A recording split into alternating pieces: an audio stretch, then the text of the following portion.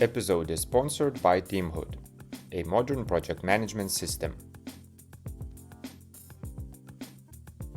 Hello everyone, once again, we're back on the Agile Couch having talks here in Agile Day Kaunas 2023, and we have Thomas with us, who's a host of this event, and we'll definitely talk about that, how things are going, how to prepare for such a thing, right? But you're also, as you introduced yourself, C-level Scrum Master. Yeah.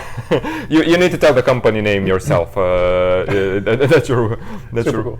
Okay, yeah, well, I'm currently with the company Hierarchis. Okay. And that's difficult to pronounce in English, but it's also difficult in Lithuanian and in Dutch. So we're a Dutch-Lithuanian company with a presence here in Kaunas. That's where we started, and in Vilnius.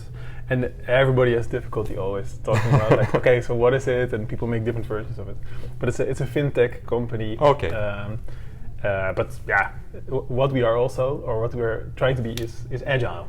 And I was with that company as a consultant for a while, and last year they asked me to come on board, and that's why I'm now not only Scrum Master, which is my vocation, but also a board member there. Nice. Which is now my job. All right, congratulations on that. Yeah. That's not often you hear a C-level Scrum Master, being put in the company. No, no. I'll tell you why, because then you have to do all kinds of stuff that don't really gel with being a Scrum Master. Yeah. But I think that's also the reason why they wanted that, because of like a drive for agility and for adapting to change. And I'm thankful to be able to do that from a position that you don't often end up in as a Scrum Master. Absolutely, sounds really interesting. But let's get back to the conference. Let's get back in today. You've been with the event, with the Agile Day Kaunas for well, it's not a first year, definitely not even hosting for a first year the event, right? So 3 times. Yeah, 3 times already. Why you keep on getting back here? What do you find here for starters? Jeez. Well, you know what? I woke up this morning and it was too early, and the last night was too late, and I wondered the same thing. Oh, why do I keep doing it? But then when you go into the space, then you realize, okay, well, it's the hustle and bustle, it's the connecting with people, and it's also the community here. And it always sounds tacky when people say, oh, it's all about the community. Yeah. But that's really the reason why I come here, and I think that's the same for everybody who comes here. It's about like making connections and sharing experiences. And I'm like, so like 90% Scrum Master, 10% Show Master. So I also enjoy making a nice start of an event with people. And you do good at that. It's really nice, starts, ends, midday check-ins, everything that you do.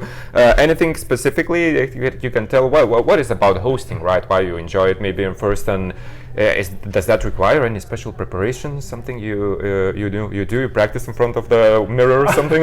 I do it in the car. So yesterday I was driving from Vilnius, where I was then in the office, to here.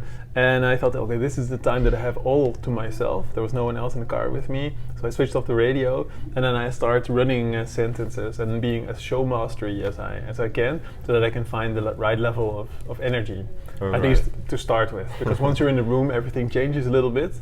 But like with being a Scrum Master or with having any sort of plan, it's also about responding to change. Absolutely. So I set that baseline for myself and try out what works or what's nice. And then I roll with it in the moment, and that gives me energy to do that. And here with events like like ours here, it's also about what people bring themselves, right?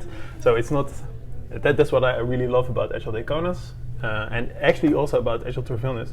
It's not just people sitting in chairs and looking at stuff. So even at the big event in Vilnius, it's also about trying things out yourself.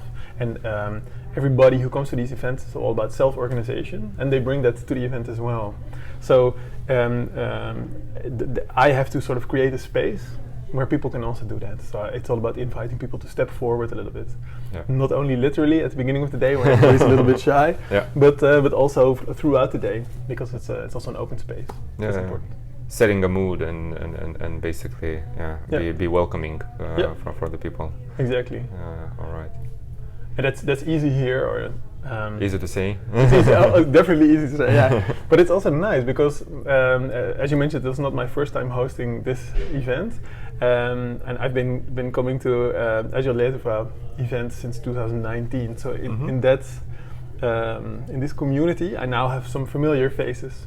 and they're not even like you and your colleagues, like famous people, but also just Scrum Masters that I keep meeting year after year, and that's nice. Whenever we asked a question here in the beginning, who is here for like second or third time, it's more than half of the audience probably, right? Yeah, exactly. So it's really nice to see so much people coming back. Yeah, means it gives value probably.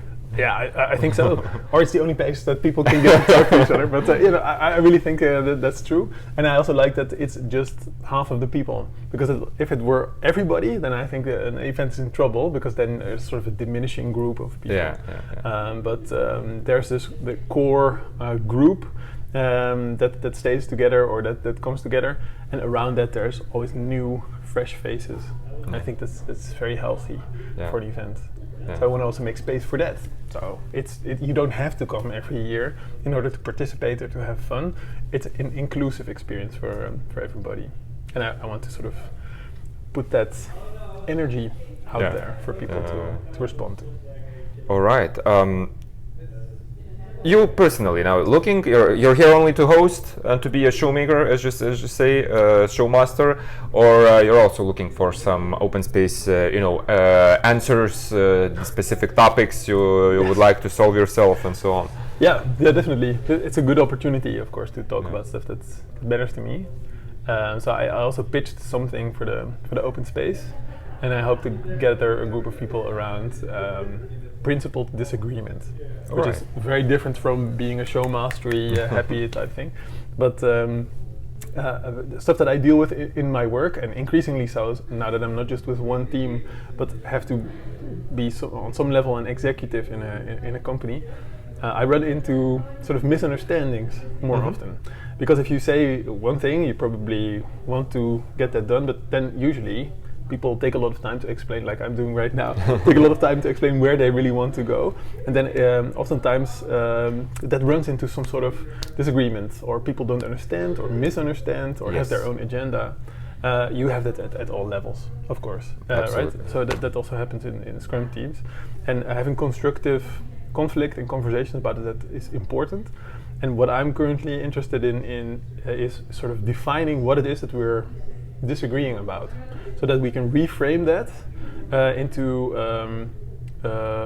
let's say finding the common ground that unites us, or the common purpose that we're there for, or let's say the goal of the meeting, or like the value of the company that you want to live by, something like that, so that you can relate the disagreement that you're having to that, to sort of dispel things that don't really belong in your disagreement, if you know what I mean. Yeah, so all of the biases, emotions, things like that set aside. We have a problem.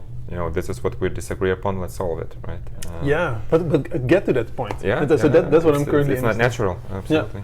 Yeah. And you bring your emotions to the table, and you are who you are. But being able to, so it's usually a luxury for people to be who they are and to be forthright about what they're feeling.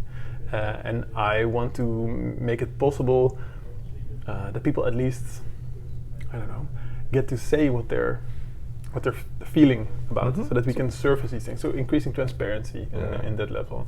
And principled disagreement is a way of, like in academic literature, like tracing things back to the thing that you do agree on, so that you can say, well, given that and the thing that we're trying to do, like an OODA loop. Like you observe this, and then you orient a little bit, given sort of a broad direction that you have, and you take a decision, and then you act. But things go so quickly in conversations, usually, especially when you're in a business and everything's on fire. Like it happens to everyone. Everything's always on fire. Of course. But then it's really, really tough to stay grounded, and I want to help people slow down that way. So like this 10-minute conversation or thing with you already, I need to make that a bit more short, and that's really good for an open space. If you bring a topic like that, it allows you to organize your thoughts around it and see with real people how they react, right? Yeah, exactly. Whether they're like looking at you like, oh, what's this guy talking about? That happens unfortunately very often. But so that's what I also will want to bring to the open space. And I'm like a bumblebee, so I go from conversation to conversation in that way, within the open space, to see where I can add something or we can exchange. All right. So let's get down to the open space. Let's learn those things. Sure. Maybe we can even check in on whether you find your learnings at some point. That would be interesting.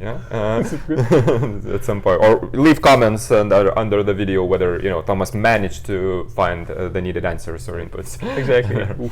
All right. Thank you, Thomas. Thank you for hosting this event. No problem. Thank you for sharing your thoughts here, and thanks everyone for listening, and see you next time.